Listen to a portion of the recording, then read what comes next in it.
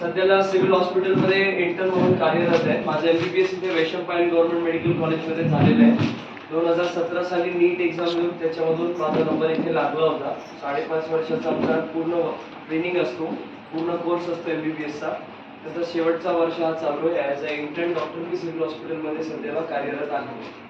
तर आम्ही actually collector साहेबांकडे आलो. म्हणजे याच्या आधी कधी कलेक्टर ऑफिसला आमचा विशेष काही परिचय नाही आहे, पण आम्ही सरांकडे आलो तो आमच्या ऑर्गनायझेशनच्या माध्यमातून 2 वर्षाखाली आम्ही कर्मयोगी संस्था नावाची एक ऑर्गनायझेशन स्टार्ट केली आणि स्कूल एज्युकेशन टू स्पिरिच्युअलिटी या सगळ्या विषयांवरती आम्ही काम करतो.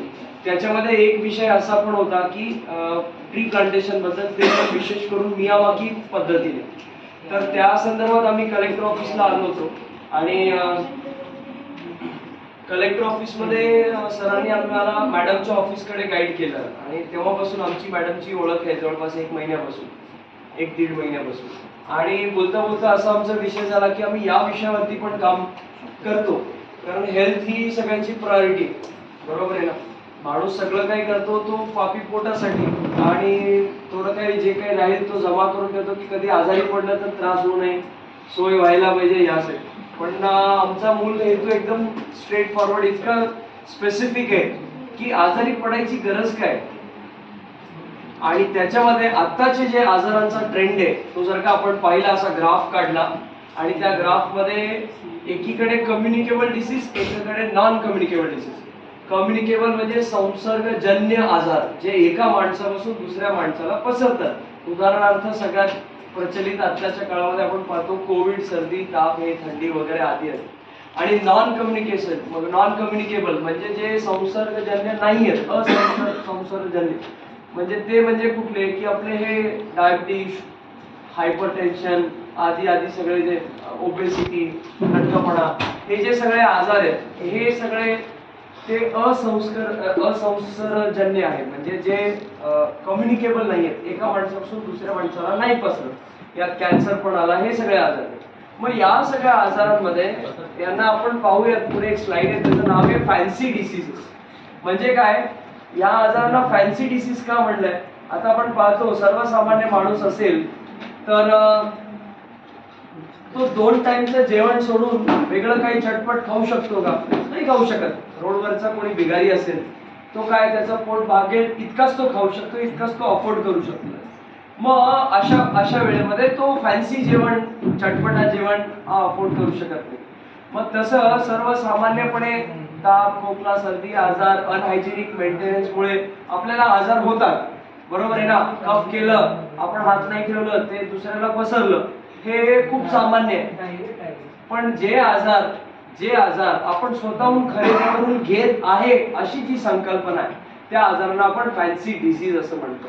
आणि जसं की सगर साहेबांनी सुरुवातीला सांगितलं की स्ट्रेस हा सगळ्यात मोठा तुमच्या काय म्हणतात प्रशासकीय जी यंत्रणा आहे त्याच्यामध्ये सगळ्यात मोठा फॅक्टर स्ट्रेस. आणि तो पण याचा विषय आपला कव्हर होऊन जाईल. तर हे सगळे क्रिएटेड आजार आहेत, हे सगळे बनवलेले आजार आहे अशी आमची व्याख्या. आणि ते आपण कसे टाळू शकतो, काय काय पथ्य पाळून आपण त्याला व्यवस्थित आपण जगू शकतो, हे आपण पाहूया. तर याच्यामध्ये back to our standards of health. आपण कोणी रायटी असेल तर तो त्याला म्हणलं सायकलचं चित्र काढतो, तो डावीकडून उजवीकडे अशीच रेष काढेल किंवा अशी डायग्राम काढेल. याच्यामध्ये आपण उजवीकडून डावीकडे जाताना पाहतो, म्हणजे उलट. तर बॅक टू अवर स्टँडर्ड्स म्हणून ती सायकल मागच्या दिशेला जात आहे असं दाखवण्याचा प्रयत्न केला. अवर स्टँडर्ड्स ऑफ हेल्थ म्हणजे काय की आपल्या परंपरेमध्ये, भारतीय परंपरेमध्ये एक हे 100, 200, 500 वर्षाचा इतिहास नाही आहे, तर हे हजारो लाखो वर्षांचा इतिहास. आपल्या ऋषीमुनींनी जे काही साहित्य लिहून ठेवलेलं आहे, जे काही त्यांचे ग्रंथ त्यांनी लिहून ठेवले, जीवन पथ्य जे काही त्यांनी लिहून ठेवलेलं आहे, ते सगळे 100% सत्य आहे. त्याचं कारण असं आहे की त्याचे तुम्हाला सायंटिफिक दाखले तर पाहिजे तेवढे भेटून जातील, आजच्या काळामध्ये तुम्हालाही भेटून जातील. पण 100% का सत्य आहे, एकदम विचार करण्याची गोष्ट आहे की आपले जे हे ऋषीमुनी ज्यांनी हे पथ्य सगळे लिहून गेले, ते जंगलामध्ये राहत होते, कंदमूल खात होते. त्यांची कुठली हायरार्की नाही, त्यांचा कुठला ऑफिस नाही, त्यांना कुठली पुढे जमा करायची इन्कम काय नाही. पर्णकुटीमध्ये राहणारे हे लोक आहेत, तर ते खोटं का लिहिणार हा साधा विचार करण्याचा विषय.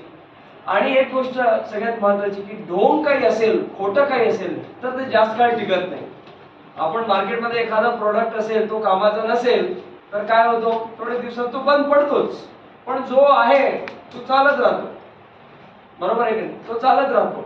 या गोष्टी आपल्या परंपरेमध्ये आजपर्यंत चालत आलेल्या आहेत. याचा हा मोठात मोठा प्रमाण आहे की त्या सत्य आहे, बरोबर. तर अशा पद्धतीने हे जे काय स्टँडर्ड्स आहेत आपल्या परंपरेने सांगितलेले, जे आज आपण आधुनिक भाषेत आधुनिक पद्धतीने समजून घेतोय, ते जाणून घेऊया. Next please. तर हा अजेंडा घेऊन आम्ही चालत आलेलो. हा अजेंडा काय की जिथे विचारांची सांगड आहे, when there is integration of concepts, there is key to the door of intelligence. जिथे विचारांची सांगड आहे तिथे आपल्याला ज्ञानाचा भंडार उघडतो, बरोबर आहे ना. विचारांची सांगड असेल तर ज्ञानाचा भंडार उघडतो, इंटेलिजन्स. आणि जिथे नॉलेज आहे, इन्फॉर्मेशन आहे, इंटेलिजन्स आहे, तिथे त्या ज्ञानाचं ऍप्लिकेशन होतं.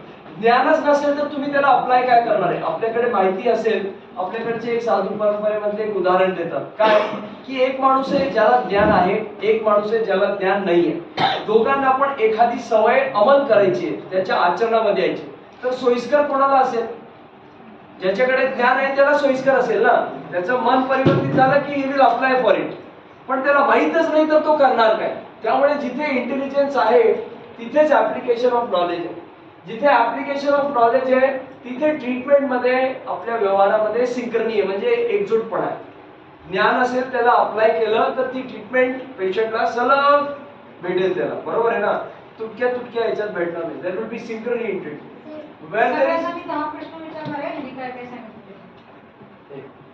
When there is synchrony in treatment, there is fitness of the patient. त्याला जर का ट्रीटमेंट चांगली भेटत असेल, तिथे आजारवाल्या पेशंटला ट्रीटमेंट भेटत आहे. इथे पण आपण सगळे आजारीच आहोत. कोणी मानसिकरित्या आहे, कोणी लठ्ठपणामुळे आहे, कोणाला हायपरटेन्शन, डायबिटीज असेल, कोणाला काही आहे. प्रत्येकाला काही ना काही रोग आहे, त्रास आहे. तर ही जी ट्रीटमेंट आहे, जे ज्ञानाची जी सांगड आहे, याचं जे ऍप्लिकेशन आपण करणार आहे, ह्याच्यामुळे जो आपल्याला फायदा होणार आहे, त्याच्यामुळे काय असेल, फिटनेस ऑफ दी पेशंट, बरोबर आहे. आणि पेशंटचं वैयक्तिक माणसाचं जेव्हा फिटनेस असेल तर आपली सोसायटीची वेलबिंग होणार आहे. आणि वेलबिंग जर का सोसायटीची होईल तर राष्ट्र हा नक्कीच प्रोग्रेस करेल, यात काय वाद नाही. कारण ह्युमन रिसोर्स हा सगळ्यात मोठा रिसोर्स आहे. एक वेळेस आपल्याकडे पैसे नाहीये, आपल्याकडे सुविधा नाहीये, आपल्याकडे काहीच नाहीये, पण आपली इच्छाशक्ती असेल, आपण स्वतः स्ट्रॉंग असू, हेल्दी मेंटली फिजिकली, तर नक्कीच आपण एखाद्या गोष्ट ठरवून आपण ती करू शकतो. या बुद्धीने आपण हे काम करतो. Next please. तर आता ऑलरेडी सगळ्या सरांनी ही सिच्युएशन मेन्शन केलेली आहे. आपण पाहतो एक शिडी आहे, त्याच्यावर सगळे उंदर आहेत आणि ती रॅट रेस मध्ये अडकलेली आहे. आता ही प्रेझेंटेशन मी शाळेच्या मुलांसाठी, कॉलेजच्या मुलांसाठी केली, त्यामुळे तिथे सीईटी नीट लिहिलेलं आहे. पण त्या सीईटी नीटला काढून तुम्ही तुमचा जॉब तिथे ठेवू शकता, बरोबर आहे. आणि तुम्ही तुमचा जॉब तिथे ठेवला तर तुम्हाला लक्षात येईल की इथला वरना तो पाहिजे, रिपोर्ट पाहिजे. खाल्ला लोक बोंब मारायला लागले, काय करताय तुम्ही, आमच्याकडे रोजगार नाही, हे नाही, ते नाही, अमकं तमकं, हे या सगळ्यामध्ये आपण अडकलेलो. आणि इतकं प्रचंड अडकलेलो आहे की म्हणजे बोलायचं काम नाही. एकमेकाच्या डोक्यावर पाय, नाकावर पाय, एवढ्या कॉम्पिटिशन मध्ये मला जॉब पाहिजे, मला हे पाहिजे, मला ते पाहिजे, असं अननेसेसरी कॉम्पिटिशन. त्याच्या गव्हर्नमेंट जॉबला तर दूर के ढोल सुहावणे लागते, असं मला प्रकार आहे. इथे आल्यानंतर तुम्हाला सगळ्यांना माहितीये काय हालत होते, आहे का नाही. गव्हर्नमेंट जॉबमध्ये लोकांना वाटते 9 to 5, सकाळी 10 वाजता चहासाठी 1 तास भेटेल, दुपारी जेवणाला 2 तास भेटेल, संध्याकाळी चहाला 4 वाजता 1 तास भेटेल, झालं 3-4 तास ड्युटी करून आम्ही घरी गेलो, असं लोकांना वाटत असतं. पण खरं ते नाहीये, ते तुम्हाला माहिती आहे. जिसके ऊपर बीते उसको पता चले. तर अशा प्रकारची ही स्थिती आहे. पण त्याच्यामध्ये तुम्हाला खाली एक उंदीर बसलेला दिसतोय, जो कागद घेऊन बसलाय आणि काहीतरी विचार करतोय. ते विचार करण्यापैकी आपल्याला व्हायचंय. रॅट रेस तरी चालू राहणार आहे. माणूस जन्माला कुठं मांजर पण त्याचं घर चालवतो, आपण तर माणसं आहे. त्यामुळे घर चालवणं, पैसा कमवणं हे किती महत्वाचं असलं तरी, बेसिक आपली नीड असली तरी, याच्यामध्ये आपल्याला इतकं गुंतून नाही जायचंय की आपल्या जीवनाचा दगा होऊन जाणार. काय होणार, जॉब जाणार ना, जाऊ दे पुढे. आपल्याला मानव देह भेटणं ही सगळ्यात अनमोल गोष्ट आहे. आपण जिवंत ही सगळ्यात मोठी गोष्ट आहे. कोविड मध्ये कळलं का नाही, आज संध्याकाळी फोनवर बोलला आणि उद्या जय श्रीराम. ही स्थिती खूप एकदम सत्य आहे. तर याच्यामध्ये सगळ्यात महत्वाची गोष्ट काय आहे? आपण जिवंत आहोत. दुसरी महत्वाची गोष्ट काय आहे? आपण हेल्दी आहोत. तिसरी महत्वाची गोष्ट काय आहे? ते पुढची सगळी लिस्ट की आपण पैसा कमवतो, आपल्या घराला चालवतो. आलं लक्षात? तर आपण उलट करून ठेवलंय. सगळ्यात महत्वाची गोष्ट पैसा, जॉब आहे. दुसरी महत्वाची गोष्ट इकडे बीपी टेन्शन घेतोय, इथे औषध खातोय, आणि सगळ्यात शेवटी हा जगायला लागलोय. फॅमिली टाइम तर आपण देतच नाही. दिलं तर कुठे? चला जरा इकडे हॉटेलला जाऊन येऊ, तिकडे जाऊन येऊ, हा सगळा प्रकार. आपण आपल्या घरच्यांसोबत, मुलांसोबत, आई वडिलांसोबत किती वेळ देतो? एक हॅपीनेस इंडेक्स काउंट करण्यात आला. हॅपीनेस इंडेक्स काउंट करण्यात आला आणि त्याच्यामध्ये हे कन्क्लुजन आलं, जे सगळ्यात धनाढ्य राष्ट्र आहे ते सगळ्यात सुखी राष्ट्र नाही. आज आपण भूतानचं उदाहरण पाहतो, त्याची परिस्थिती चांगली नाहीये, पण तिथला हॅपीनेस इंडेक्स बघितला तर लोक खूप खुश आहेत. कारण आनंद हा पैशाने भेटत नाहीये. पैसा आपल्याला सुवर्णचं पलंग देऊ शकतो, पांथरून अंथरून देऊ शकतो, पण आपल्याला झोप देऊ शकत नाही. समाधानाची झोप, समाधानाचं भाकरचं 2 घास तो कधी खाऊ शकतोय? इथून खुश असेल, समाधानी असेल. आणि त्यामुळे या रॅट रेसच्या पलीकडे त्या छोट्याशा उंदीरासारखा आपण विचार केला पाहिजे ही काळाची आणि आपली दोघांची गरज आहे. Next please. फॅन्सी डिसीजेस मी तुम्हाला ऑलरेडी सांगितलं की जे आजार आपण खरेदी करून घेतोय. कसं? मजा सांगतो. मैदा हा जो पदार्थ आहे हा आपल्या शरीरामध्ये 0.1% सुद्धा फायदा करत नाही. पण आपण आपल्या खाद्यपदार्थांमध्ये प्रत्येक ठिकाणी मैदा आपल्याला आढळतो. आमचे ट्रस्टी आहेत, सत्संग आहेत संस्थेचे, त्यांच्या 7वी कक्षातल्या मुलीने त्यांनी संकल्प केलं की मी वाढदिवसाला हे संकल्प करते की मैदा खायचं बंद करणार. आता मैदा खायचं बंद केल्यानंतर त्यांना दर आठवड्याला वीकेंडला बाहेर जाऊन खायची सवय. बाहेर जाऊन खायची सवय म्हटल्यानंतर बाहेर बघितलं मंचुरियन खावा, पिझ्झा खावा, कचरा खावा, काही खावा, सगळ्यामध्ये मैदा आहे. आणि त्यांना हे लक्षात आलं, एवढे आता आज 1 वर्षाचे वर झालं त्यांना. मला म्हणले रोहित आम्हाला हे कळलं की बाहेर जे आपण खातो त्यातल्या 90% पेक्षा जादा गोष्टींमध्ये मैदा आहे. म्हणून नाही आम्ही नाही खात. कसं नाही खात? सकाळी चहा सोबत बिस्किट नाही खात. सुरुवातच तिथून होते. बर, एवढा मोठा स्टाफ आहे, एवढा फ्रेंड सर्कल आहे, अमकं तमकं डमकं सगळं आहे. कोणाचा तर कोणाचा वाढदिवस आहे, केक आणला अर्धा किलो 1 किलो, ते खाण्यापेक्षा लावतात जास्त तो भाग निराळा, पण तो खातोच माणूस. तो मैदा खारी, ते तुमचं अजून काय बिस्किट असतात, टोस्ट, समोसा, कचोरी. आपला फेस्टिव्ह सीझन सुरू झालेलाच आहे. फराळ दाबून आहे. श्रावण महिन्याचं हे, दिवाळीचं हे, संक्रांतचं हे ते सगळं त्याला द्यायचं, ह्याला द्यायचं, हे सगळं नुसतं मैदा मैदा मैदा मैदा मैदामय लाईफ झालेलं आहे. आणि तुम्हाला सांगतो आता या घडीला तुम्हाला मी 10,000 असे मोजू शकतो ज्याचा मूळ मैदा आहे. त्यामुळे जितका शक्य होईल, आणि पाव काय कमी आहे? पाव भाजी, ब्रेड, हे ते, sandwich, vegetable sandwich, grilled vegetable sandwich, cheese grilled vegetable sandwich. अरे काही केलं तर त्या सँडविच मध्ये बेकरीचा ब्रेड नाहीये का? तर छोटे छोटे गोष्टी विचार करण्या, म्हणजे आपण काय आपल्या आतमध्ये टाकतो ना या सिस्टमच्या, त्याच्यावरून सगळं ठरतं. मग तो इथून असू दे, इथून असू दे, इथून असू दे, कुठूनही असू दे. आपण किती शांत व्यक्ती असलो तरी आपल्या कंपाऊंडच्या फेन्सिंग मध्ये कोणी कचरा 1 दिवस टाकणार, 2 दिवस टाकणार, 3ऱ्या दिवशी आपण उठून त्याला शिव्या घालणार की नाही? मग आपण इथून सगळ्यांचा कचरा का घेतोय? मग त्याचं काय झालं? तो काय म्हटला, तुला काय करायचंय? त्याला काहीतरी म्हणू दे. आलं लक्षात? तर ह्या सगळ्या महत्वाच्या गोष्टी की आपण आपल्या सिस्टम मध्ये काय टाकतो, खाण्याच्या माध्यमातून, पाहण्याच्या माध्यमातून, ऐकण्याच्या माध्यमातून. आणि हे सगळं आपण नसेल करत तर फॅन्सी डिसीजेस आपल्याला नक्की होणार. आपल्या ट्रॅक मध्ये जे कामाचं नाहीये त्याला व्यवस्थित विलगीकरण करणं खूप गरजेचं आहे. ते सगळ्याच ओढून छातीवर दाब ठेवून बसलं तर हे हार्ट अटॅक होणार. स्ट्रेस अटॅक होणार. 40 वयात हार्ट अटॅक येऊन मेला, ही काय वय आहे का मरायची? बर मेला त्याच्या नशिबाने, पण स्ट्रेस अटॅकने मरायचं वय आहे का? बिलकुल नाही. त्यामुळे या फॅन्सी डिसीजला आपण कसं टाळू शकतो, पहिला हे काय थोडक्यात जाणून घेऊयात आणि याला आपण कसं टाळू शकतो हे पाहूयात. नेक्स्ट. तर त्याचे पहिलं ऍबनॉर्मल काय हे जाणण्याआधी आपण नॉर्मल काय असतं हे जाणून घेऊ. तर आपण पाहतो हे अन्ननलिका दिसत एवढी लांब, ते वरती तोंड आहे, आतला भाग आहे फक्त तो तोंड, त्याच्यातून जेवण जातो अन्ननलिकेत, खाली जातं पोटामध्ये. हे आपल्याला पोट दिसतं, हे पोट दिसतं, हे पोटामध्ये सगळं जेवण असा घर ग्राइंडर सारखा फिरतो आणि मग लिव्हर मधून इथून एन्झाईम सगळे येतात, तो या छोट्या आतडीमध्ये जातो, मग तो मोठ्या आतडीमध्ये इथून असा जातो आणि इथून एक्सक्रीट होतो. संडेला मम्मी संध्याकाळी काय करायचंय याचा विचार आपण 1 आठवड्यापासून करतो. आज संडेला पावभाजी संध्याकाळी कोणी खाल्ली तर पुढच्या संडेला काय खायचं याचं आजपासून मंथन याचं सुरू होतं. तुम्ही कितीही भारी खाल्ला तरी दुसऱ्या दिवशी सकाळी ते निघणार आहे का नाही. आणि विचार करून काय खाते, काहीतरी उटपटांगच खाते, कामाचं तर आपण खात.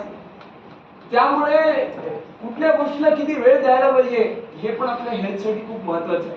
कारण या बिना फालतूच्या बिना कामच्या गोष्टीमध्ये आपण लक्ष दिलं, वेळ दिलं, मग काम आपल्या बाजूला राहतो, पाहिलं होतो, मग वरनं फोन, अरे काम नाही झालं.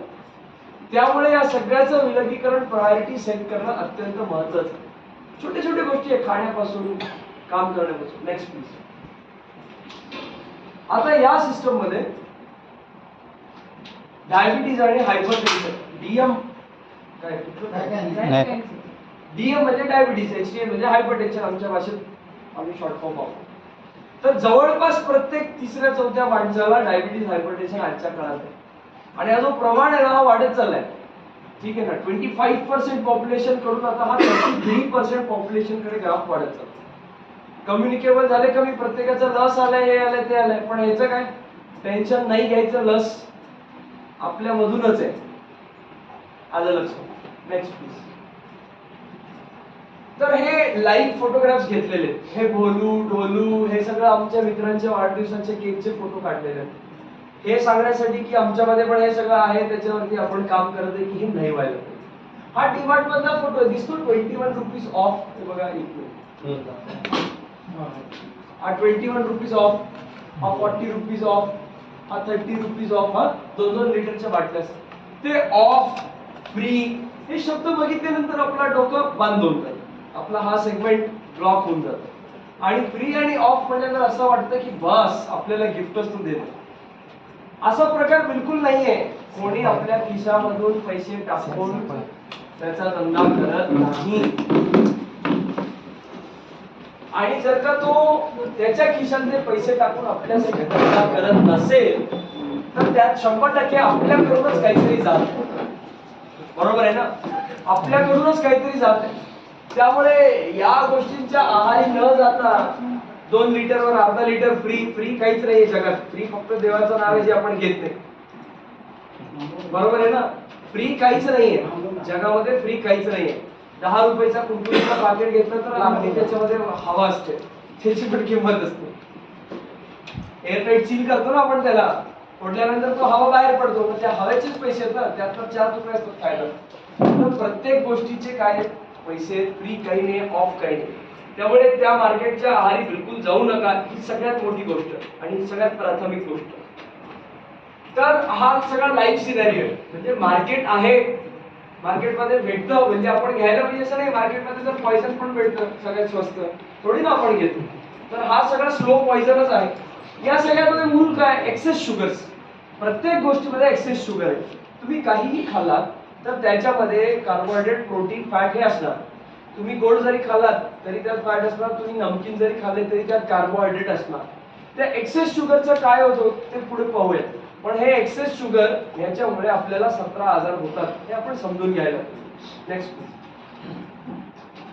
आता हे कसं, तर सिंपल सोशियोलॉजी आणि सायकोलॉजी आहे. डायबिटीस कसा होतो, 7वीचा पोरगा पण तुम्हाला सांगू शकतो. इतकं सोपं आहे. कसं सोपं आहे की आपण पाहतो एकटा दुखता तर खात नाही, सगळ्याला घेऊन खातो. बर्थडेचा केक आहे, पण नंबर ऑफ टाइम्स आपण खात आहे तितक्यांदा आपला सिस्टम ऍक्टिव्हेट होतोय आणि सिस्टम ऍक्टिव्हेट होऊन थोड्या दिवसामध्ये म्हणतो बस आता मी तुझा ऐकणार, आणि मग तो त्रास सुरू करतो. कसं आणि डिटेल आपण पाहू. Next please. तर हे बघा, मगाशी मी तुम्हाला एक फोटो दाखवला होता अन्न नलिकेचा.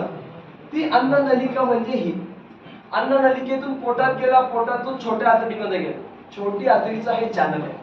या छोट्या आतडीच्या चॅनल मध्ये कार्बोहायड्रेट, ग्लुकोज हा कार्बोहायड्रेटचा एक प्रकार आहे. तो आला, तो आल्यानंतर तो पचण्यासाठी रक्तात जातो. ठीक आहे, पचल्यानंतर रक्तात जातो. तर आतडीमधून रक्तामध्ये जाण्यासाठी एक रस्ता असतो. तो रस्ता नेहमी उघडलेलाच असतो, एंट्री फॉर ऑल आपल्या मंदिरासाठी. मग ते गेलं, ते रक्तात आलं. कोण? साखराचा कणा. तो साखरेचा कणा आता पचण्यासाठी रक्तवाहिकेतून कुठे जातो? वेगवेगळ्या ऑर्गन्स मध्ये जातो. सगळ्यात जास्त काय आपल्यामध्ये मास आहे, फॅट आहे. तर त्या ऍडिपोज टिश्यू म्हणजे फॅट टिश्यू आणि मसल म्हणजे मसल. तर तिथे जाण्यासाठी त्याला एक दरवाजा लागतो. त्या दरवाजाला नाव आहे ग्लूट फोर्ट. त्याला चावी असते. त्या चावीचं नाव आहे इन्सुलिन. जेव्हा साखरेचा कणा इंटेस्टाईन मध्ये आतडीमध्ये येतो तेव्हा आणि रक्तामध्ये येतो, तेव्हा रक्तामधून काही घटक जाऊन त्या पॅनक्रियास नावाच्या ग्रंथीला हलवतात. त्याला म्हणतात महाराजा धीराज ग्लुकोज आ रहे, उनके लिए दरवाजा खोला जाए. आणि बीटा सेल नावाचे जे पेशी आहेत ते त्या ग्रंथीमधून इन्सुलिन बनवतात आणि ते इन्सुलिन नावाची चावी या ग्लुकोजला येऊन भेटते आणि त्या दाराला उघडते. आता मला एक गोष्ट सांगा, तुमच्याकडे घरामध्ये पाहुणे येते. एकदा बेल वाजवली, दोनदा वाजवली, तीनदा, तुम्ही चारदा दरवाजा खोल, पाचव्यांदा तुम्ही उघडणार का? बस वैताग आले, उघडत नाही म्हणणार की नाही म्हणणार? तसं आपण सारखं सारखं जे काही खातो प्रत्येकामध्ये साखरेचा कणा आहे, प्रत्येक गोष्टीमध्ये. मग ते सारखं सारखं खाल्लं, सिस्टम ऍक्टिव्हेट झाला. तुम्ही एक कण साखरेचा खा किंवा 1 किलो लड्डू खावा मोतीचूरचा, साखर तर आज जाणार आहे सिस्टम मध्ये. सिस्टम मध्ये गेल्यानंतर सारखं सारखं ते दार उघडायला लावतं. मग थोड्या वर्षानंतर तो चिडतो. कोण? तो ग्लूट फोर्ट आणि तो पॅनक्रियास. तो म्हणतो मी आता उघडतच नाही दार, काय करायचं ते कर. आणि मग काय होतं? हे तर ओपन गेट आहे, साखर रक्तात आली पण रक्तातून पुढे जात नाही. अशा पद्धतीने रक्ताची साखर काय होते? वाढते. आणि वाढल्यामुळे काय होतं? डायबिटीज. मग यात सगळ्यात महत्वाची गोष्ट काय? 17दा न खाणे. ते पुढे आहे सगळं सांगितलेलं. 17दा न खाणे. ऑफिस पहिला घरात दाबून नाश्ता करून आलो, मग ऑफिस मध्ये मीटिंग यासाठी चला चला चहा घेऊन आला, मग मीटिंग मध्ये नाश्ता चहा काहीतरी घेतला, मग जेवायचं लंच ब्रेक झालं, मग दुपारचं चहा, मग जाता जाता अरे भजिया खूप चांगलं दिसत आहे ते खाल्लं, मग घरी जाऊन पडत असत 8-10 आपण दिवसात थोडं थोडं थोडं नॉट गुड. दुसरं, जेव्हा आपण स्ट्रेस घेतो तेव्हा आपल्या बॉडी मधला ग्लुकोज, आपला एनर्जी, सगळा एनर्जी यूज होतो. मग आपल्याकडे जे स्टोर्ड एनर्जी असतं ग्लायकोजनच्या माध्यमातून, तो स्टोर्ड एनर्जी वापरला जातो. तो साठवलेली साखर येते. साठवलेली साखर वाढली तरी ती ब्लड मध्येच येणार, तिथूनच सगळ्या शरीराला जाणार आहे, परत ती पण वाढते. तर स्ट्रेस इंड्यूस पण ग्लुकोज लेवल तुमचा वाढतो, त्यामुळे स्ट्रेस नाही. तर हे सगळे मेकॅनिझम्स आहेत ज्याच्यामध्ये ब्लड ग्लुकोज लेवल वाढत जाते आणि वाढत गेल्यामुळे आपल्याला महिन्याचा 2000चा चुना सुरू होतो. म्हणजे तुम्ही गेला कन्सल्टेशनचे 500 रुपये, 1000-1500 औषध. तर तुम्ही ठरवा, आता तुम्हाला 2000 रुपये जादा होत असतील तर तुम्ही लावा. Next please. हा झाला डायबिटीसचा प्रकार. व्हिडिओ प्ले होतो का बघा?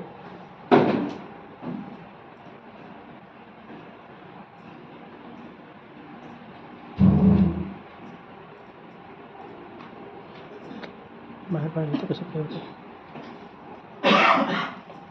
बघा, क्लिक करा. नाही, इमेज येते. नाही ते इमेज येते. नेक्स्ट हा प्ले होईल. मगाशी होतो.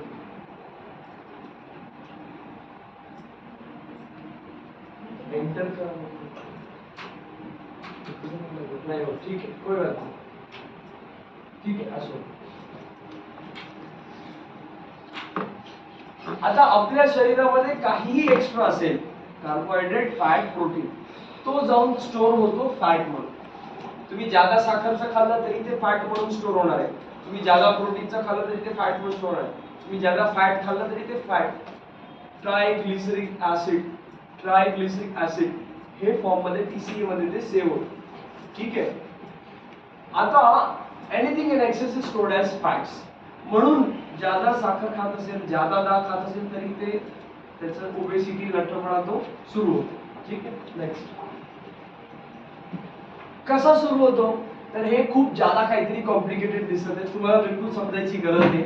याच्यातले 4 पॉईंट, 2 इकडचे आणि 2 इकडचे लक्षात ठेवा. बघा मला सांगा, आपण खूप फिजिकल वर्क करत असेल तर आपली एनर्जी ड्रेन होणार, बॉडीची रिक्वायरमेंट वाढणार, बॉडीची रिक्वायरमेंट वाढली की आपण ज्यादा खाणार. पण आता होत काय आहे की आपण फक्त खात आहे, बसून काम करत आहे, सिडेंटरी लाईफस्टाईल आहे, एनर्जीचा व्यय होत नाही, एनर्जीचा वापर होत नाही आणि आपण इथे वरून ठुसत चालतो. तर सिस्टम काय म्हणणार, एनर्जी यूज होत नाहीये तर त्या खाऊला ते दुसऱ्या पाथवेला डायव्हर्ट करणार. बरोबर आहे ना. याच्यामध्ये पाणी आहे, तुम्ही टाकताय भरलं, मग आता टाकणार, एक तर ते ओव्हरफ्लो होणार, पण आपली बॉडी इतकी जबरदस्त देवानी बनवली की तो काय होतो, डायव्हर्ट होतो. घराची टाकीचं पाणीचं सिस्टम माहित असेल ना, ओव्हरफ्लो झाली की ती दुसरीकडे डायव्हर्ट होतं. तशा प्रकारचं ही जी आहे ह्याला क्रेब्ट सायकल म्हणतात. ही एनर्जी बनवणारी सायकल. जसं आपल्याकडे करन्सी, गांधीजीची नोट चालते, तशी बॉडीमध्ये करन्सी ATP नावाची करन्सी चालते. ATP, adenosine triphosphate. ती करन्सी ही सायकल बनवत असते. कुठून ते वरती दिसते का, हा हे ऍसिटाइल कोय राईट साइडला, वरती राईट साइडला सगळ्यात वरती ते ॲरो दाखवलेलं त्याच्यावरती, हा हे ऍसिटाइल कोय. आपण जे पण खातो कार्बोहायड्रेट तो सगळा ऍसिटाइल कोय मध्ये कन्वर्ट होतो.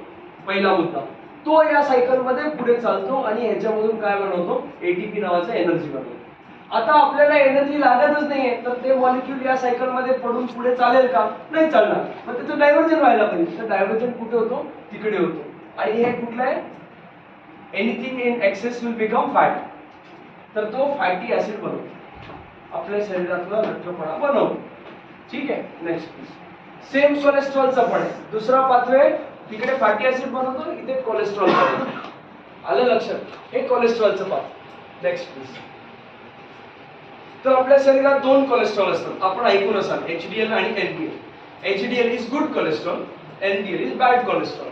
गुड कोलेस्ट्रॉल वाढवण्याचा सगळ्यात उत्तम उपाय म्हणजे एक्सरसाइज, आणि बॅड कोलेस्ट्रॉल हे आपल्या सगळ्यामध्ये वाढतं. आता ते गुड आणि बॅड काय, तर जो आपला जो लिव्हर आहे ना 1.5 किलो, तो लिव्हर आपल्या शरीराचा फॅक्टरी आहे. आणि त्याच्यामध्ये फॅट बनतं पण आणि तुटतं. आता आपल्या शरीरात त्या लिव्हर मधले हे मॉलिक्युल्स आहेत, गुड कोलेस्ट्रॉल, बॅड कोलेस्ट्रॉल. हे काय करतात माहितीये का, की हे लिव्हर मधला फॅट पेरिफेरी मध्ये जाऊन डिपॉझिट करतात. पेरिफेरी म्हणजे शरीराच्या अवयवांमध्ये.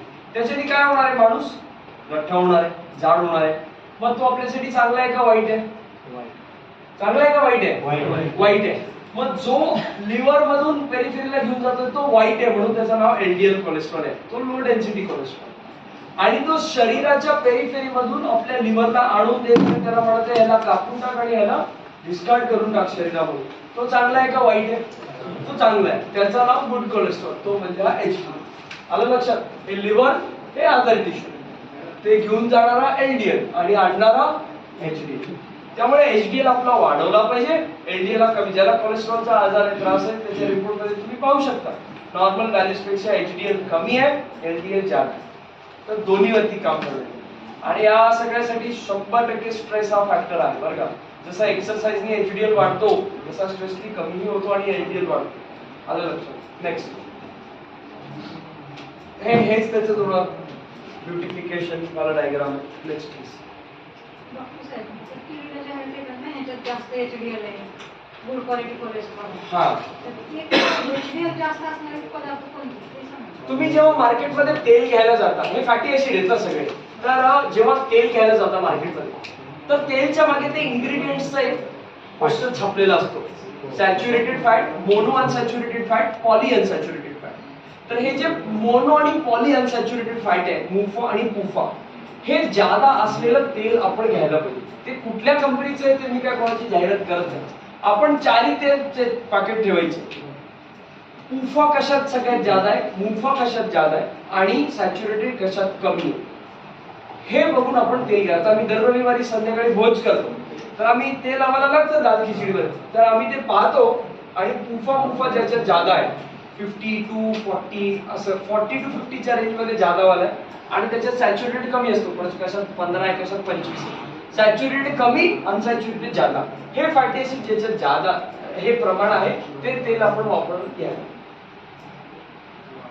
आणि नॅचरली बाकी सगळ्या गोष्टीमध्ये सगळं आहे बरं का. त्या ऍडव्हर्टाइजमेंटच्या प्लीज आहारी जाऊ नका. HDL कोलेस्ट्रॉल जादा चांगलं असलेलं हे पदार्थ खावा, काय करायचं, तुम्ही भाजी भाकरी खाता त्यात सगळं येऊन जातं, त्यात सगळं येऊन जातं. शेवटी जाता जाता जेव्हा आपण हे पाहणार आहोत की काय खायचंय, आतापर्यंत काय नाही खायचं हेच विषय चालू आहे. तुम्ही म्हणाल काय उपाशी पोटी मारून टाकता की काय आम्हाला, तर काय खायचा हा प्रकार पण तुम्हाला मी सांगतो. तर त्याच्यामध्ये आपण 2-3 खूप सुंदर उदाहरण आहेत जे आपल्यासाठी इतकं पोषक आहे बोलायचं काम, तर ते आपण पाहूया. ठीक आहे. तर आता ह्याच्यामध्ये लिहिलंय व्हाय द टमी फर्स्ट ऑलवेज. पहा मुलगा म्हणतो तुम्हाला पप्पा मग डेअरी वाढत आलेली आहे, तर हीच का पहिला वाटते, तर इथले जे पेशी आहेत, फॅट सेल्स आहेत, अडिपोसाइट्स आहेत, ते सगळ्यात जादा ऍक्टिव्ह असतात, सगळ्यात जादा ते ऍक्टिव्ह असतात. आणि जेव्हा माणसाची ढेरी वाढते ह्याचा अर्थ ओबेसिटीचा, लठ्ठपणाचा तो सगळ्यात मोठा आणि प्राथमिक काय लक्षण. इथे सुरू झाली म्हणजे आपलं सुरू झालं, इथून कंट्रोल केलं तर कंट्रोल झालं. ठीक आहे. Next please. आता सीन कसा आहे, temptation is the main culprit. आपल्या विचारांवरचा अंकुश न असणे हा आपल्यासाठी सगळ्यात मोठा धोका. दिसलं म्हणजे घ्यायला पाहिजे, वाढलेल्या ताटात सगळं खायला पाहिजे, ही जी आपली संकल्पना आहे ती रद्द केली पाहिजे. मार्केटमध्ये भेटते म्हणून घ्यायला पाहिजे, बिलकुल नाही. आता आपण सगळ्या ऍडव्हर्टाइजमेंटच्या आहारी जाऊन आईस्क्रीम पार्लर उदाहरण दिलंय, सगळे पळत चालते, पण त्याच्यामध्ये आजारांचा एक खड्डा आहे. तो माझ्यासारखा एक गरीब बिचारा वर्क इन प्रोग्रेसची पार्टी तुम्हाला दाखवते की ते जाऊ नका, पण लोक काय ऐकत नाही. त्या टेम्पटेशनच्या इतक्या आहारी जातात आणि इथे पळत सुटतात, त्या खड्ड्यात डबक करून पडतात. तर आपण सगळे शिक्षित अनाडी आहोत, आपल्याला लिहिलेलं वाचलेलं सगळं कळतंय, पण आपण ते काय फॉलो करत नाही. कशाच्या आहारी जाऊन, आपल्या मोहाच्या, आपल्या टेम्पटेशन्सच्या आहारी. त्यामुळे याच्यावर कंट्रोल, सेल्फ डिसिप्लिन असणं खूप गरजेचं आहे, खूप महत्वाचं आहे. त्याच्यानीच आपलं काम होणार आहे. असा कुठलाच औषध नाही. मला म्हणतात वजन कमी व्हायचं औषध द्या की, आमच्याकडे गार्ड आहे. वजन कमी व्हायचं, तू खायचं कंट्रोल कर ना, दावून खायला पाहिजे, ते काय होत नाही. तुला तुझ्या तब्येतीची नाही तर मी तरी कसं काय करू. त्यामुळे वर्क इन प्रोग्रेसची पाठी आपल्या सगळ्यांसमोर आता एवढ्या वेळापासून मी लावतोय, बोलतोय, फिरतोय, तुम्ही नक्कीच समजून घ्याल अशी आशा आहे. Next please. फ्री काहीच नाही आहे आणि असं खूप चांगलं. आणि मॉब सायकोलॉजी सगळ्यात मोठा आहे की नाही. हॉटेलला गेला, इकडच्याला बोलव, तिकडच्याला बोलव, याला सगळ्या बर्थडे पार्टी एकटा केक कापत आहे, 10 लोकांना बोलवतो त्याला पण खाऊ घालतो, म्हणजे आजारी पडतो आणि पाडतो. हा प्रकार सगळा चालतो. थोडं विचार करणं गरजेचं आहे. सगळे जाते म्हणून आपण करतोय हे बिलकुल पण इनव्हॅलिड रिझन. आपल्याला भगवंतानी बुद्धी दिलेली, आपण विचार केला पाहिजे आपल्यासाठी काय खूप आहे. आपण नफ्याचाच तोट्याचा धंदा करतो का नाही करत, फायद्याचाच करतो ना. मग हेल्थ बद्दल पण आपण विचार केला पाहिजे. नेक्स्ट. हा का विचार केला पाहिजे आपण आपल्या मेंदूचा. आता मी असा जर का उभा राहिलो आणि मला असा उभा कापला गेला, असं उभं कापल्यानंतर माझा मेंदू कसा दिसेल, तर तो असा. आता याच्यामध्ये आपण पाहू शकतो ते ब्लू कलरचं बॉक्स केलेलं आहे, फ्रंटल लोब, आणि इकडे लिम्बिक लोब. तो फ्रंटल लोब कुठे बघा, पिंक कलरचा पट्टा, हा लेफ्ट साइडला, हा फ्रंटल लोब, बरोबर आहे. त्याच्या खाली हा काय आहे, लिम्बिक लोब आहे, हा वाला.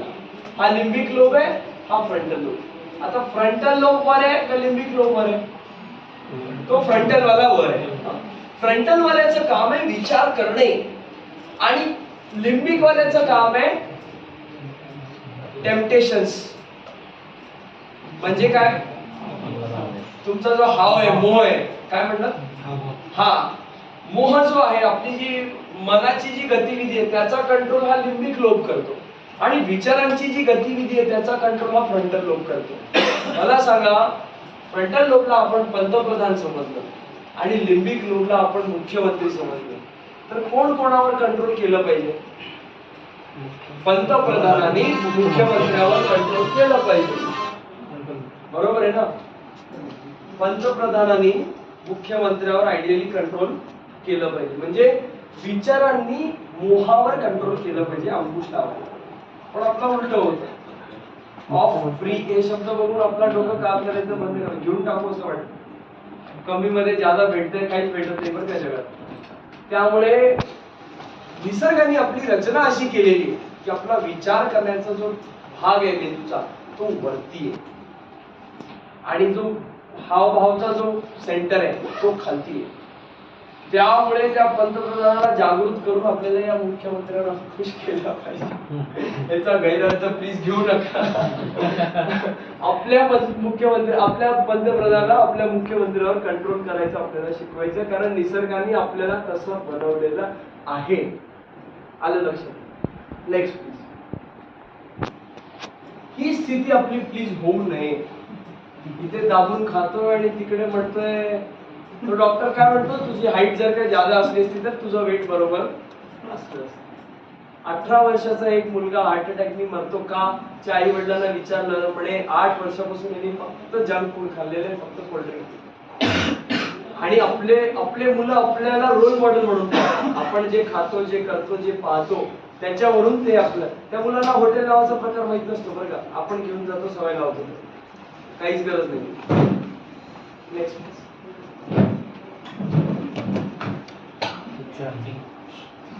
फक्त पिझ्झा नाही, cheese pizza, overloaded cheese pizza ही अतिशयोक्ती दाखवलेली आहे.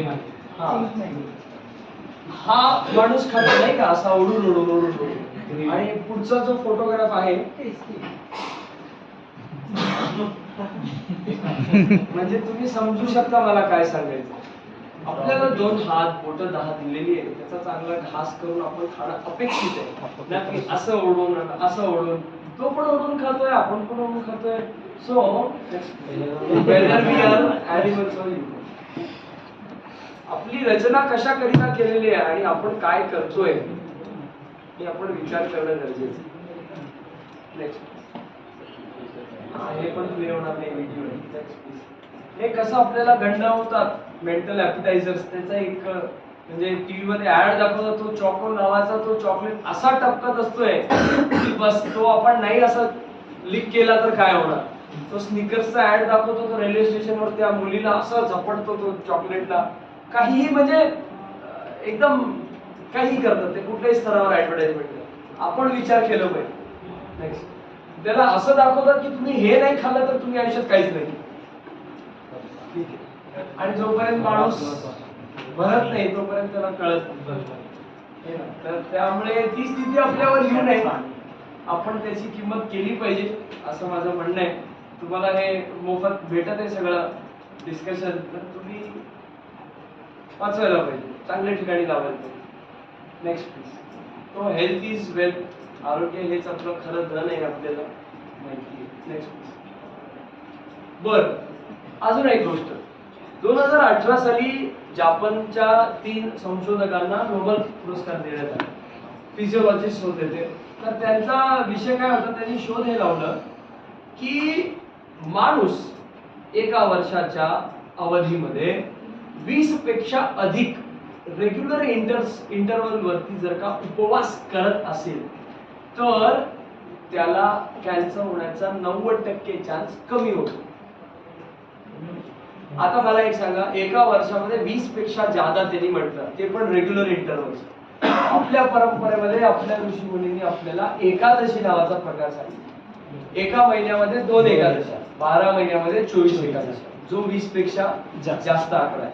रेग्युलर इंटरवल्स आहे, 15 दिवसाला एक एकादशी येते. मग त्याचा जर का उपवास आपण केला तर याला तर 2018 मध्ये कळलंय. आपल्या तर एवढ्या हजारो वर्षांपासून आपल्या वारकरी परंपरेमध्ये संप्रदायामध्ये सांगितलेलं. तर आपल्याला काय हे काय म्हाताऱ्यांचं काम, ते म्हातारे झालेत कारण ते करत आलेत, आपण ते दिवस पण नाही पाहिजे. ही वास्तविक स्थिती बरं का. आणि आपल्याकडे कसं उपवास म्हटल्यानंतर फलाहार होत नाही, फराळ होतो. तो खूप महत्वाचा विषय आहे, डिफरन्स बिटवीन फलाहार आणि फराळ. तर थोडक्यात 2 वाक्यात सांगतो. फलाहार, फल म्हणजे फ्रूट, आहार म्हणजे खाणे. फळांच्या आहारावर आपला आहार संपूर्ण दिवस मर्यादित ठेवणे हा फलाहार. आणि शाबू राजगिरा अमक चमक ढमक हे फराळ. तर उपवास हा फलाहार या पद्धतीने मॅक्सिम केला पाहिजे. सूर्योदय झाला याचा अर्थ सकाळी ब्रह्ममुहूर्तामध्ये उठून मस्त दाबून खाल्लंय, बाकी मला बोलायची गरज नाही. आणि नंतर मग रात्री झालं 12 वाजले चालू इथे असं नाही. दुसऱ्या या दिवशी सूर्यास्तानंतर थोडं जेवलं 7-8 वाजता जेवलं, त्याच्यानंतर परत दुसऱ्या दिवशी पूर्ण उपवास केला आणि तिसऱ्या दिवशी सकाळी सूर्योदय झाल्यानंतरच आपण जेवू. ऑलमोस्ट 30 to 34 आवर्स 36 आवर्सचा तो उपवास असतो. आयडियल एकादशीचा उपवास कसा आहे की निर्जळा म्हणजे बिना पाण्याच्या करण्याची शक्य आहे, जे मी केलेलं आहे. त्याच्यानंतर जमत नाही कामधंदा एवढा आहे तर पाण्यावर केवळ करणे, तेवढंही जमत नाही तर लिक्विडवर करणे, दूध किंवा फ्रूटवर करणे. आणि तेवढंही जमत नाही, आजारी आहे, वयस्कर आहे, काही त्रास आहे, तर मग एक टाइम थोडा काहीतरी शाबू खाल्ला, थोडं हे खाल्लं बघत हे मान्य. मग हे काम कसं करतं तर त्यांनी इथे लिहिलेलं आहे. कसं जेव्हा आपण उपास चिपोटी असतो आपला सगळा शरीर भुकेलेला असतो आणि आपले जे बॉडीचे सोल्जर सेल्स असतात WBC व्हाईट ब्लड सेल्स, त्यांना भयंकर भूक लागलेली असते आणि त्या भुकेच्या मध्ये वेडे झालेले असतात आणि कॅन्सरच्या सगळ्या पेशा खाऊतात. प्रत्येक माणसामध्ये प्री कॅन्सरस सेल्स असतात, प्री कॅन्सरस सेल्स. ज्याला स्टिम्युलस भेटला तंबाखूचा, सिगारेटचा आदी आदी कार्सिनोजेनिक जे काही मटेरियल आहे, म्हणजे कॅन्सर करण्याची जी पॉवर आहे ती ज्या काही सबस्टन्स मध्ये आहे ते जाऊन त्या पेशीवर ऍक्ट करतात आणि त्या प्री कॅन्सरसला कॅन्सरस सेल करतात आणि मग कॅन्सर वाढतं. तर त्या प्री कॅन्सरस सेल्सला हे आपले WBC जेव्हा आपण भुकेलेले असतो ते खाऊन टाकतं आणि 90% कॅन्सर होण्याचं प्रमाण कमी करून टाकतं. त्यामुळे एकादशी करायला बिलकुल हरकत नाही आणि सहज होते बरं का. आता आम्ही दिवसभर काम करून फळाफळी करून दूध फ्रूट 4दा खावा. दूध फ्रूटचं काय आहे, दुधामध्ये खूप जास्त पाणी कंटेंट आहे, फ्रुट्स मध्ये पण पाण्याचं कंटेंट आहे जो पचनासाठी सुविधाकारक. त्यामुळे सिस्टमला आराम भेटतो, डिटॉक्सिफाय व्हायला टाइम भेटतो आणि मग पुन्हा पूर्ण जोशनी ते काम करतं 15 दिवसासाठी. Next please. सर फळं किती खाल्ले पाहिजे? काय फळं हा खाण्याचं प्रमाण आलंच तुमच्या प्रश्नाचं उत्तर. फूड पिरामिड, ठीक आहे. NIN India national institute of nutrition हैदराबादमध्ये त्याचा सेंटर आहे, त्यांनी जाहीर केलेला पोस्टर. आपल्याकडे हा पिरामिड उलटा असतो बरं का. आपल्याकडे पिरामिड उलटा असतो. आपण गेलो बफे मध्ये कुठे लग्नामध्ये खायला गेलं, सगळ्यात पहिला दाल का शिरा, गाजर का शिरा, हे चक्की ते कतली, मग ते सगळं डिश खाऊन झालं मग आपण बघतो काय चला पोळी भाजी तर खायला पाहिजे, पोट भरेल, अर्धा एक चपाती खातो आणि मग तोंड साफ करण्यासाठी तो सलाद खातो. तो उलटा असला पाहिजे. सगळ्यात जास्त आपल्या खाण्यामधला प्रमाण हा भाजी भाकरी आणि तुमच्या काय म्हणतात डाळ चावल आपले जे सिरियल्स आणि हे असतात त्याचा असला पाहिजे. तो आपला खाण्याचा बल्क बनवतो. दुसरा हा फ्रुट्स अँड सॅलड्सचा असला पाहिजे. तिसरा हा मिल्क अँड डेअरी प्रोडक्ट्सचा असला पाहिजे आणि चौथा हा फॅट आणि शुगरचा. हा कमी कमी कमी होत असला पाहिजे, उलटा नसला पाहिजे. तर याच्यामध्ये प्रकार आहे की जेवढं आपण जेवतो का नाही, समजा आपण 4 चपाती खात आहे त्यातल्या 2 ते 3च चपात्या खायच्या, उरलेल्या चपातीच्या जागेवर सॅलेड आणि फ्रुट्सचे खाल्ले पाहिजे. तुम्ही किती फ्रूट किती मला आंबा आवडतो म्हणून मी 4-5 आंबे खाल्ले लगेच तुम्हाला लूज मोशन होणार नाही. पण प्रत्येक गोष्ट ही मर्यादेत असली पाहिजे, बरोबर आहे. ती मर्यादा प्रत्येकाची सूट होणारी शरीराला ही वेगवेगळी असते बरं का. त्यामुळे सीझनल फ्रुट्स हे खाल्ले पाहिजे, सलाद हे खाल्लं पाहिजे आणि जेवण हे प्रॉपर जेवणासारखं असलं आलं पाहिजे. आणि मग थोडं केक बिलकुल बसतच नाही त्या ढाच्यामध्ये. तुम्हाला कुठे दिसतंय का? नाही दिसत, बरोबर आहे ना. जे नाही आहे ते नाही. नेक्स्ट हे फ्रेश आपल्या लक्ष्मी मार्केट मधला फोटो घेतलेला आहे 2-3 वर्षाखालचा, किती 2018 सालचा डेट पण लिहिलेली. मला खूप सुंदर वाटलं, ते आवडलं म्हणून म्हटलं की हे लाईव्ह कुठलं कार्टूनचा फोटो घेण्यापेक्षा नाही, बिलकुल नाही बरं का. प्रत्येक फ्रूट मध्ये जवळपास सगळे तत्व आहेत. सीजनल फ्रूट हे आता पेर आणि त्याचं भागात भेटणार. द्राक्षाच्या सीझन मध्ये भरपूर द्राक्ष खा, आंब्याच्या सीझन मध्ये भरपूर आंबा खा. हा, ज्याला डायबिटीज नाही, शुगर नाही, काही नाही ते तर अमर्याद खा. त्या पिझ्झा बर्गर पेक्षा हे खा कधी पण. आणि आंबा हा हापूसच खायला पाहिजे असंही काही नाही बरं. हा, कुठलाही चालतोय. आंबा हा आंबा असतोय, तो फळ त्याच्यात कंटेंट असणारच आहे. माणूस सगळा मोदी सारखा इफेक्टिव्ह नसू शकतोय. एक फ्रूट काही ना काही कमीत कमी खायला पाहिजे. तेवढं तर आपण करू शकतो बरं का. पैसे नाही, गरीब आहे, भिकारी अशी परिस्थिती कोणाचीच नाही आज. आपल्याकडचे सफाई कर्मचारी असतील तरी ते 10,000चा अँड्रॉइड फोन वापरतात म्हटल्यानंतर 50 रुपये किलोचं काही घ्यायला हरकत नाही येतं. प्रायोरिटी सेट केलं पाहिजे. पैसा नाही आहे हा प्रकारच नाही आता आजच्या काळात. आलं लक्षात. तो डायव्हर्ट होतोय अन्य ठिकाणी, तो इन्व्हॉल्व व्हायला पाहिजे. नेक्स्ट, सिक्वेन्स ऑफ इटिंग जे मी आधी सांगितलं. गेल्या पहिला शिरा नाही, पहिला सॅलेड्स, फ्रुट्स हे खाल्ले पाहिजे. त्याच्यानंतर जो मेन मेन्यू आहे भाजी भाकरी दाल चावल, आणि मग स्वीट डिश. आपण हॉटेलमध्ये गेल्यानंतर स्टार्टर असतो, सूप असतो, तो ॲपेटायझर असतो, आपली भूक वाढवतो, सिस्टम ऍक्टिव्हेट करतो. सॅलेड असतो, पापड असतो सॅलेडचा, हे सुरुवातीला असतं. मग मेन कोर्स असतो आणि मग डेझर्ट असतो. डेझर्ट पहिला नसतो कुठल्याही मेनू काढणं, त्याचं कारण हे. Next, frequency of eating. दिवसात 3 पेक्षा जादा, 4 पेक्षा जादा तर बिलकुलच नाही खाल्लं पाहिजे. 3 पेक्षा जादा नाहीच खाल्लं. दाबून ब्रेकफास्ट केलं पाहिजे, त्याच्यापेक्षा थोडा कमी किंवा त्याच्या बरोबरीचं लंच केलं पाहिजे, आणि डिनर एकदम कमी केलं पाहिजे. आपलं सगळं उलट असतं.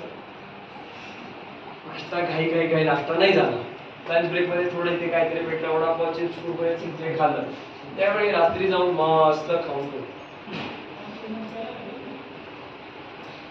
आणि खाण्यामध्ये आणि झोपण्यामध्ये कमीत कमी 3 तासाचा आपला गॅप असला पाहिजे. अन्यथा सगळ्या आजारांचा आपण असा दार उघडलाय आपल्या. व्हायलाच पाहिजे. खाऊ नका असं नाही, काय बिघडतं.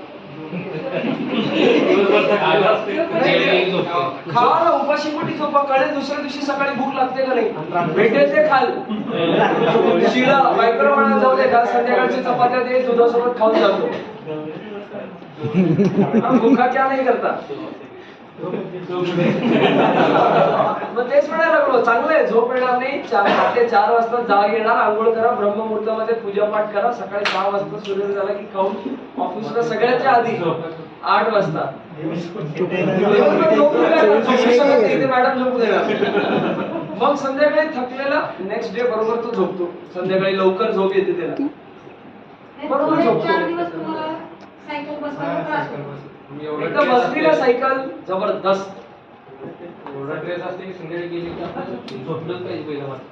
हा, मग ते होतच की. आता मला कधीच आता किती रात्रीपर्यंत काम करत बसलं तरी झोप आपोआप येऊन जाते, लागते झोप. एवढं थकलेलं असतो. ते खाल्ल्यानंतर कसं आहे, आजारांचं घर आहे. 3 तास म्हणजे तुम्ही संध्याकाळी 7 नंतर खायलाच नाही पाहिजे. ठीक आहे ना, वाजू दे ना, बायको म्हणायचं तयारच ठेव, मी आलो पहिल्या ताटावर बसणार, हात पाय धुवून. तुमच्यासोबत तुमच्या मुलांना पण सवय लावा. तुम्हाला 40 मध्ये डायबिटीज हायपरटेन्शन होते, त्यांना 20 मध्येच येणार. आलं लक्षात. अशा सवयी आहे. ते पहिली LKG मधलं कळत काय नाही, त्याला लाख रुपये डोनेशन घालतो आपण. इथून सुरुवात आहे. आणि एवढं टाकल्यानंतर अपेक्षा असतेच की त्यांनी काहीतरी आपलं करेल, पण नाही केलं तर ते स्ट्रेस, हे सगळा प्रकार चालू. मुलांसोबत घरच्यांसोबत आपण टाइम दिलं पाहिजे. मग याचा एक किस्सा सांगतो शेवटी. नेक्स्ट,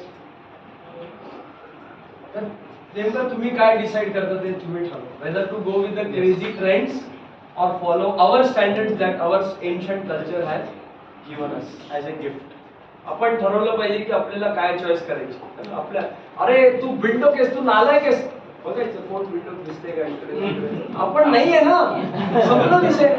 आपल्या बॉसने आपल्याला शिव्या घातल्या, यू डॉंकी फुल. बघायचं शेपूट तर नाही, सिंग नाही, कान नाही, असे मी गाडव नाही, आजूबाजूला कोण गाडव नाही. तो तेवढा तोही हसतो. तो म्हणतो काय करताय, नाही मी डॉंकी बोलत. तुम्ही नाहीये ना, तुम्ही त्याला रिॲक्ट केलं म्हणजे तुम्ही आहे. आपल्याला कोणी चोर म्हणला, चोर, आपण चोरी केलं तर आपल्याला खटकला. चोरीच नाही केली तरी चोर म्हणत नाही तर अजून काहीतरी म्हणत. आपण केलंच नाही तर प्रश्नच नाही ना काही. त्यामुळे लोड हा घ्यायचाही नाहीये आणि द्यायचाही नाही. किती म्हणत असला तरी होतो तो प्रकार, पण आपण स्वतःला सारखं सारखं समजत राहायचं तर होऊन जात. काय होणार आहे, काय म्हणलं ना मी, सगळ्यात मोठी गोष्ट आपण जिवंत आहे. दुसरी मोठी गोष्ट आपल्या आजूबाजूचे जिवंत आहे. तिसरी मग महत्वाची सगळ्यात, रोज झोपल्यानंतर 10 लाख लोक उठत नाही बरं का. रोज झोपल्यानंतर जगामध्ये 800 करोड पॉप्युलेशन आहे, त्यातले 10 लाख रोज उठत नाही. आपण उठतो ना, सगळ्यात मोठी गोष्ट. बर, आपल्या आजूबाजूचे 10 माणसं घरची तेही उठतात. 10 × 10 लाख किती झाले? 100 लाख म्हणजे 1 कोटी. बरोबर आहे ना. म्हणजे त्या 10 लाख लोकांसोबत ते 1 कोटी लोक पण दुःखी होणार ना. ज्याचं गेलं त्यांनी रडणारच की आता 2 दिवस का होईना, 2 तास का दाखवायला का गेल्यानंतर आज लोक रडत नाही, हे पण लक्षात ठेवा. हा ते हारबीर करतील. 15 दिवसचे संस्कार 12 दिवसाचे करायला त्याला जीवाला येतं. 5व्या दिवशी क्लिअर. ते काही करत नाही ते 40 दिवसाचं काय आता काहीच राहिलं नाही. ते गेला म्हटलं गेला बरं, कारण त्यांना ही परंपरेची समजूत नाही. गेला म्हणजे तो गेला नसतो, तो तिथेच असतोय तो, हे लक्षात ठेवा. जरी मी सायंटिफिक माणूस असलो तरी या सगळ्या गोष्टी खऱ्या आहेत, याचे प्रमाण मी पाहिलेले आहे, मी बघितलेले आहे. आलं लक्षात. तर ते काय रूढी परंपरा काही नाही, कारण आपल्याला ह्याचं सायकलच माहित नाही ना. याचं मला एक गोष्ट सांगा, हा मोबाईल आपण विकत घेतला, त्याच्यासोबत एक पुस्तक भेटतं युजर्स मॅन्युअल, तो वाचतो, मग आपल्याला कळतं हे कसं वापरायचं कसं नाही वापरायचं. वापरलं वाचलं नाही तर कळणार आहे का याच्यात पाणी अरे घाण झालं, पाणी काढ, खराब होऊन जाणार. बरोबर आहे ना. याच्याबद्दल वाचलं काय करायचं काय नाही करायचं, याचा उपयोग काय, तर त्याचा उपयोग होणार आहे. मग हे भेटलं आपल्याला सगळ्यात सिस्टम. काही खाल्लं तर रक्त हा लालच असतोय. जास्त कॉपर खावा, काय ब्लू होणार आहे का? ब्लड नाही होणार आहे. ऑक्टोपस सारखा ब्लू नाही होत, लालच राहणार आहे तो. काय असं तंत्र बनवलंय देवाने. आपण बनवू शकतो का? $5 ट्रिलियन सुद्धा जर खर्च केले तरी एक कृत्रिम शरीर बनतो, आर्टिफिशियल बॉडी. त्याच्यात जीव नाहीये, जीव अनमोल आहे. मग हा सगळ्यात जबरदस्त सिस्टम आहे. ह्याचा युजर्स मॅन्युअल वाचला का? आज तुमचं वय 30 असेल, 40 असेल, 50 असेल, 40 वर्षापासून हा इन्स्ट्रुमेंट तुम्ही वापरताय. ह्याचं गाईड कधी आपण वाचलं नाही, म्हणून तर हे सगळं कचरा चाललंय. याला कसं वापरायचं माहित असेल, सगळ्याचे फोटो काढत बसले, सगळे व्हॉट्सअपची डाउनलोड करत बसले की हा भरतो का नाही, हा भरतो का नाही, मग याला क्लीन करतो का नाही. आज क्लीन करायची वेळ आली. क्लीन करायसाठी ते गाईड पुस्तक वापरावं लागेल. ते वाचलं नाही तर कुठल्या सेटिंग मध्ये जाऊन काय डिलीट करायचं, काय ठेवायचं कळणारच नाही. मग यातलं काय ठेवायचं काय नाही ठेवायचं, याला कसं वापरायचं याचं गाईड वापरणं गरजेचं.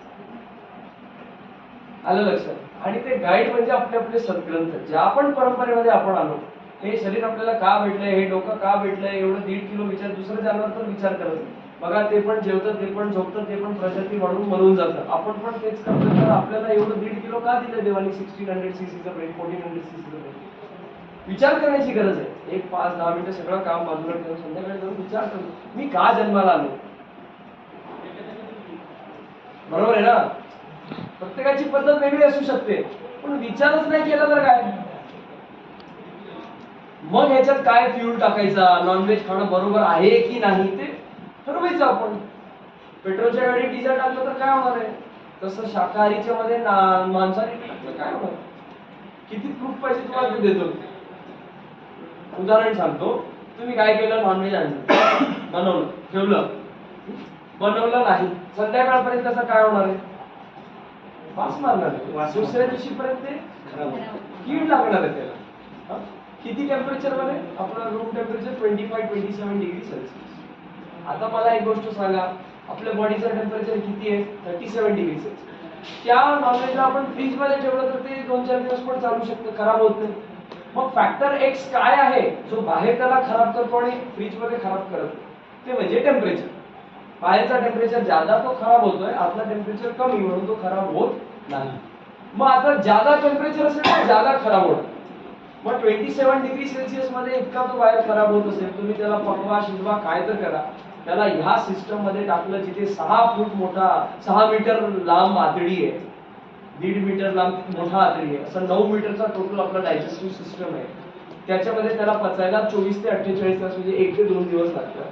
त्या 2 दिवसाच्या कालावधीमध्ये 37 डिग्रीच्या ओव्हन मध्ये त्याचा काय होणार आहे ते तुम्हीच विचार. तुम्हाला प्रोटीन पाहिजे, मी ऑप्शन देतो. आलं लक्षात. तर मग ते आणि purpose of eating is not taste, purpose of eating is hunger. भूक ही खाण्याची गरज आहे. जीभ स्वाद हे नाही हे समजून आपण आपल्या जीवनात उतरवलं पाहिजे. जग याचा फायदा घेणार, त्याचा प्रोडक्ट बेचणार, पैसा कमवणार, करणारच तो. त्याचं काम आहे, ते उद्योग आहे ते. आपण ठरवलं पाहिजे आपल्याला काय करायचं. नफ्याचा का तोट्याचा ठरवायचं. तर आता काय खायला पाहिजे? दोन गोष्टी. एक, आपल्याला व्हेजिटेरियन वाल्यांना मेनली B12 साठी खूप धोका होतो. हे खावा ते खावा. तर आपला जो आंबा असतो, आंबा खाल्यानंतर ते कोय राहते, ते कोयला आपल्या गावाकडे चुलीत टाकायचे आणि ती भाजल्यानंतर त्याला फोडून त्याच्या आतली बी खायची. त्या बी मध्ये अंड्यापेक्षा 100 पट जादा B12 आहे. कुठल्याही अंड्याच्या 100 ग्रॅम्स मध्ये, एक अंडा 40 ते 50 ग्रॅम, 2 अंडे 100 ग्रॅम, 100 ग्रॅम मध्ये 1 ते 2 मायक्रोग्राम B12 असतो, जो आपल्याला दररोज लागतो. पण त्या आंब्याच्या कोयमधल्या बी मध्ये 100 ग्राम बी मध्ये 120 मायक्रोग्राम्स ऑफ B12 असतो. हे प्रूव्हन फॅक्ट आहे, माझ्याकडे सगळे आर्टिकल. म्हणजे 100 पट जादा त्याच्यामध्ये B12. आणि फक्त B12 आहे तर सगळं बी कॉम्प्लेक्स भरपूर आहे, बाकी गुण पण ते आंब्याच्या ह्याच्यावर. जसं आपण आवळ्याची सुपारी खातो तसं ह्याची आपण प्रिझर्व करून वर्षभर खाऊ शकतो. तर पुढच्या आंब्याच्या सीझन पासून आंबे खाऊन गुठी फेकून देऊ नका, त्याचा वापर करा, घरेलू गोष्ट.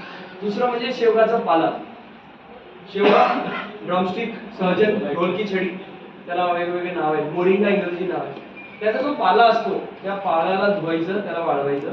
तुम्ही असं पोता भरून गोणी भरून पाला काढला की त्याचा अर्धा किलो पाव किलो तयार होतो. एवढा तो श्रिंक होतो वाळवल्यावर. तो मार्केटमध्ये तुम्ही मोरिंगा पावडर गुगलवर टाका, 1,500 रुपये किलो, 2,000 रुपये किलो, 1,200 रुपये किलो, 800 रुपये किलो. अडल्ट्रेटेड पण असतो, खराब पण असतो. तुम्ही तुमचं स्वतः बनवा. मार्केटमधून इथे जिथे बनतं तिथून घ्या. आपल्याकडे काय त्याच्याबद्दलची अंधश्रद्धा करून ठेवली. ते अंगणात असलं तर अशुभ आहे, हे आहे, ते काय नाहीये. धंदा कसं चालणार यांचा? मीठ, मटन, मच्छी कसं विकणार? मोरिंगामध्ये सगळं असेल तर हे कसं विकलं जाणार? ही स्ट्रॅटेजी आहे मार्केटची, जे माझं वैयक्तिक मत. तर मोरिंगाच्या पाल्यामध्ये तुम्हाला 5 ओळींमध्ये त्याचं महत्व सांगतो की आपल्याला ज्या गोष्टी त्या तत्वासाठी सगळ्यात भारीच्या माहिती आहेत त्याच्यापेक्षा कितीतरी पटीने जादा त्याच्यामध्ये तत्व आहे. काय तर मोरिंगाच्या 100 ग्राम पाल्यामध्ये संत्र्यापेक्षा 7 पट जादा विटॅमिन सी आहे, गाजरपेक्षा 10 पट जादा विटॅमिन ए आहे, दुधापेक्षा 17 ते 20 पट जादा कॅल्शियम आहे, आणि स्पिनॅच, पालक पेक्षा 25 पट जादा आयर्न कंटेंट आहे, फेरस आयर्न कंटेंट, आणि अंड्यापेक्षा 3 ते 4 पट जादा क्वालिटेटिव्ह आणि क्वांटिटेटिव्ह प्रोटीन आहे. हे सगळं डाटा माझ्याकडे आहे बरं, आणि तुम्हाला एक गुगलवर भेटून जाईल, काय मोठी गोष्ट नाही. सांगण्याचा हेतू काय आहे की आपल्याकडे ह्या सुलभ अवेलेबल आहेत, तर याचा उपयोग आपण केला पाहिजे. काय खायला पाहिजे, काय नाही खायला पाहिजे याचा विचार केला पाहिजे. आणि आपल्या हातात आहे आपल्याला आपलं स्वतःचं आदर कसं ठेवायचं आहे. आणि 30 मिनिट्स ऑफ ब्रिस्क वॉकिंग म्हणजे मीडियम स्पीडमध्ये वॉकिंग करणे हे सगळ्यात उत्तम हे आहे, काय म्हणतात त्याला, एक्सरसाइज आहे. मी 10,000 रुपये घालून जिमला जातो. आता त्या जिमला जाईपर्यंत तू गाडीने न जाता चालत गेला तरी तुझं कल्याण होतं. 10,000 रुपये घालायची गरज नाही. ते ट्रेंड, फॅशन, पैशामध्ये आपण अंध झालेलो. 1 किलोमीटरवर जिम आहे तिथे जातो, SUV मध्ये फिरत जातो. तिथे जाऊन असं करतो, प्रायव्हेट ट्रेनर लावतो, पर्सनल जिम अटेंडी लावतो, ते प्रोटीन खा म्हणतो, हे खा म्हणतो, अंडे खा, सोयाबीन खा, काय नाही. काही ते बनलं, तुम्ही जिम डिस्कंटिन्यू करा, सगळं बॉडी होतं. त्याचा उपयोग काय, आउटकम काय? आपण जिथे एवढं टाइम एनर्जी देतोय विचार केला पाहिजे की त्याचा उपयोग काहीतरी असलं पाहिजे. त्यामुळे आपल्याला ठरवायचं आहे की आपल्याला कुठल्या पद्धतीने जगायचंय आणि लोड घ्यायचं नाही, द्यायचं नाही, हे आपल्याला ठरवायचं. तर आपल्याकडून एवढीच अपेक्षा आहे समरी याची की आपण सगळेजण 3 पेक्षा जादा टाइम दिवसातून खाणार नाही, संध्याकाळी 7 नंतर जेवणार नाही, फॅमिलीला थोडं टाइम द्या, त्याच्यानंतर एकादशीचं पालन करा, आणि जंक फूडला फुल स्टॉप लावाल. तुम्ही लावाल, तुमच्या परिवाराला लावाल, नाहीतर आपण 10 वर्षानंतर माझ्या पिढीमध्ये नक्की भेटूया अशी आशा करतो. नेक्स्ट प्लीज, एक पोयम आहे का नाही बघा. एक हे 4 लाईनर आहे. खा पिझ्झा आणि बर्गर, व्हा आजार आणि जर्जर. खा पिझ्झा आणि बर्गर, व्हा आजार आणि जर्जर. खा भाकरी आणि भाजी, जगा होईल तो आजोबा आणि आजी, जगा होईल तो आजोबा आणि आजी.